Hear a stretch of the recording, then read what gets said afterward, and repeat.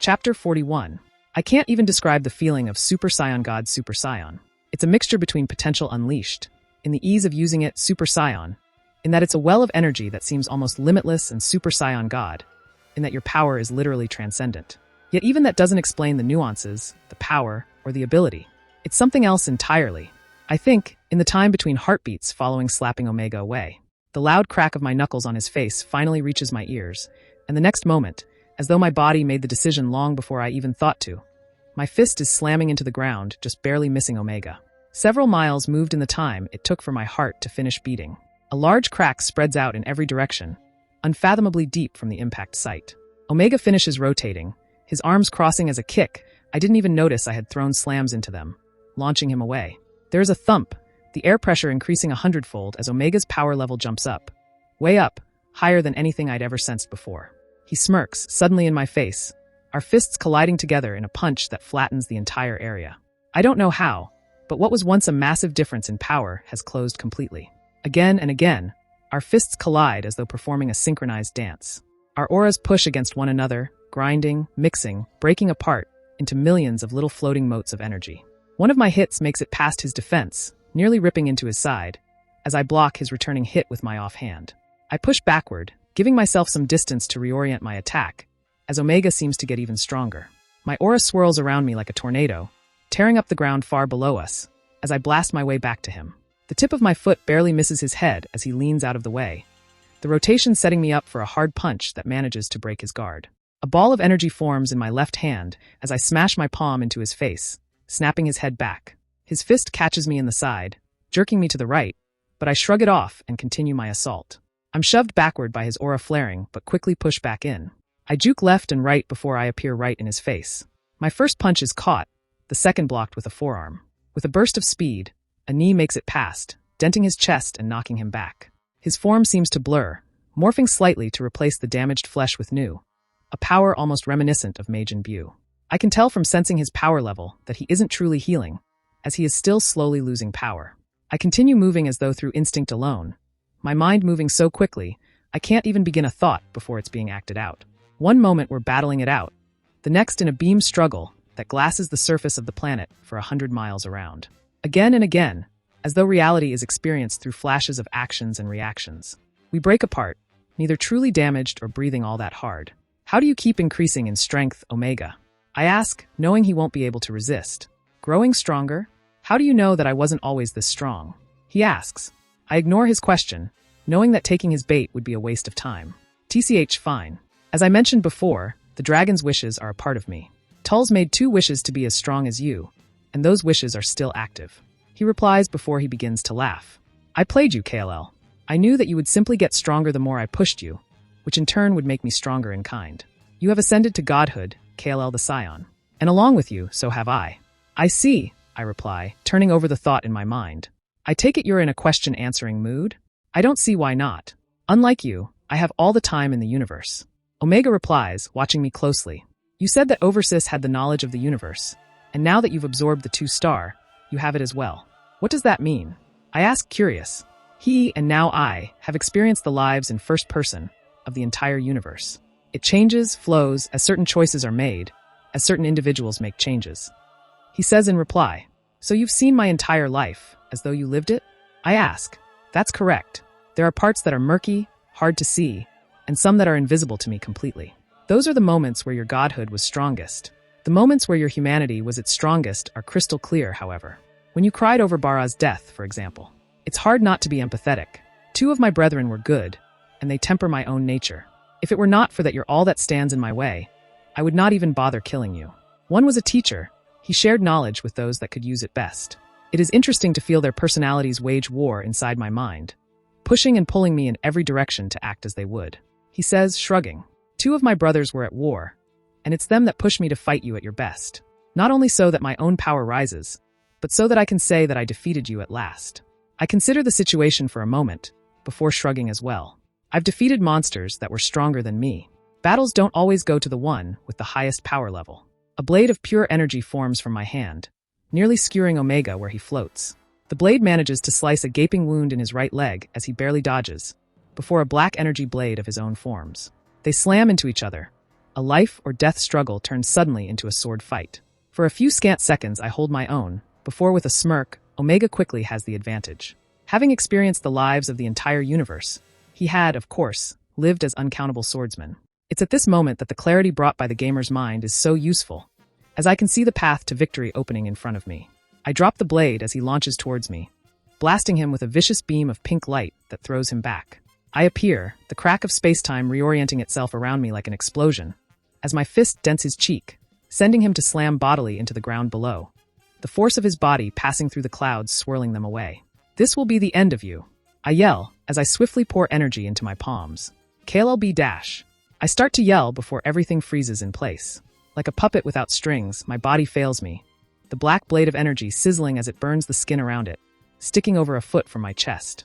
I glance over my shoulder to see Omega's smirking face. The blade fades away, my body dropping from the sky, the air currents flipping me end over end, the brightly lit sky nearly blinding. I shoot through the clouds, the underside dark and stormy from the energy of our battle. The falling rain soaks me as I fall, the ground rushing up to meet me as I slam into the mud. A wave of mud flings out, a slowly filling crater to be my final resting place.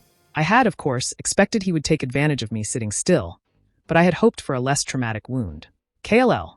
I hear as a blazing golden form lands in the mud next to me. Broly. I whisper back. What happened? He asks, sizing up the wound on my chest. It doesn't matter, listen to me. Omega is coming. I start, sensing his energy still high above.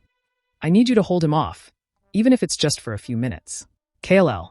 I can barely sense him, but what I can sense, I barely was able to hurt him before. He replies, following my eyes to see Omega dropping from the clouds. I know. I just need a few minutes. I reply, please. Broly nods, before turning away from me with one final glance at the horrific wound in my chest. A blast of warm energy from him, as he ascends back to Super Saiyan 3, launching himself into the air. He goes as a man that believes he is heading to his death, and I can't help but admire the man's bravery. I know Omega will play with him for at least a few minutes, which should give me just long enough to enact my plan. Ignoring the numbness traveling through my body, I reach up and tap several times on my scouter, and then set an alarm for 4 minutes. Releasing my tenuous hold on Super Saiyan Rose, I close my eyes, letting sleep take me. You have awoken. HP restored. Due to the presence of God Kai, plus 10 Zenkai. My eyes snap open as my scouter blares in my ear, a small electrical shock making sure I've woken up. I swipe away the alert, jumping to my feet as a momentous bang goes off high above. I look up, seeing Broly and Omega fighting, but it's obvious to me that Omega is simply toying with him. I ascend back into Super Saiyan Rose, appearing at Omega's side to land a devastating punch. The timing is almost perfect, as my hit coincides with Omega preparing to shove his hand through Broly's chest. Instead, it launches Broly away, where I sense his body slam into the mud below. I know I have but moments to press the advantage, another hit slamming into Omega's stomach, doubling him up. I can see a small look of surprise at the ferocity of the attacks, and the speed at which I'm moving. I can sense it, as I blast him in the face with a beam of energy from my palm, when his power level is artificially raised again to match my own. The next hit, which should have snapped his fucking neck, is instead barely blocked, a glancing blow at best. I spin, a kick aimed at his chest, which knocks him back but does little damage. He begins fighting back, our attacks perfectly matched again, God against God. I cannot be beaten, KLL. Omega laughs, as the tempo of our fight increases once more.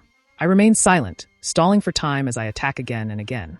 One of his kicks gets through, the blow nearly shattering space-time around us, but doing little damage in the grand scheme of things. I dodge left, Omega's black energy blade slicing through the air in an arc that would have bisected me, my returning blast of energy engulfing him for a moment before he charges through. I lean back, his fist passing within inches of my jaw, my knee clipping his chin unexpectedly. He floats back, pausing for a moment to look at me before laughing. What's so funny, Omega? I ask. I don't admit that I'm thankful for the moment's break. Just how little you understand. I can see the alternate timelines, and it's interesting just how much your meddling has ruined things for this universe. I remain silent, taking the time to rest. Did you know that this universe has a set track to it? It's built to be your plaything. Yet without you here, it would have continued on regardless. Omega explains. Bara would have ascended to Super Saiyan shortly after his 16th birthday. The purity in his heart would push him there, to defend the one he loves. With the help of Sana, he would kill Cooler, saving the Saiyan race from enslavement. They are quickly hailed as heroes. The difference between you and him is that he is actually a good person. He recognizes that Vegeta is a monster, and makes the decision to remove him from the throne, which of course solidifies Sana's trust. Under his rule, the Scions become almost peaceful. Majin Buu is never reborn because Sana never goes mad for power. Bara and she are friends, training together, and he is able to temper her anger. Of course, by then, my brothers and I are reborn, as Tulz continues to make wishes unabated. We sweep through the universe, doing as we please. That version of me never quite makes it to godhood, as God absorbs us one by one. He finishes. How does it feel to know that your actions have cost trillions of lives? That without you here, your best friend would have lived a good, happy life. Omega asks. I think on his question for a moment, before nodding. It sucks, but I also know that Bara is the type of person to forgive. You mentioned that one of our differences is that he's a good person, which means you think that I am not. I accept that. Do you doubt it? Look around you, KLL. Your actions have ruined this universe.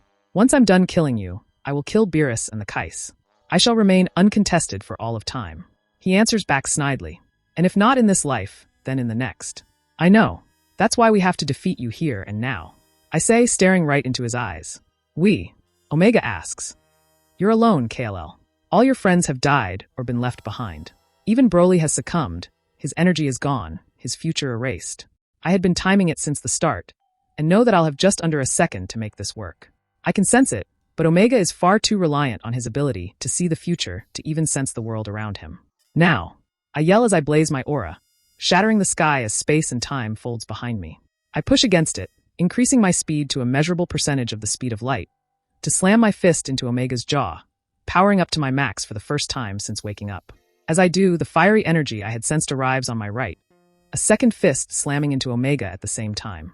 Where my own aura was pink and blazed with the light of heaven, Broly's was fiery orange, tempered with a sickly green, the burning fury of a waking god. We spin in tandem, using the moments between heartbeats, between my power level increasing and Omega gaining his match, to slam into him again and again. Two gods of different makes taking an enemy apart at the very seams. With nary a glance to tell him my intentions, Broly drops back as I continue the assault. Omega is trying desperately keep up, but is unable to as I keep pushing more and more power out. From behind, I sense a swelling of energy, an absolutely massive amount of energy, and use instant transmission to appear behind Omega.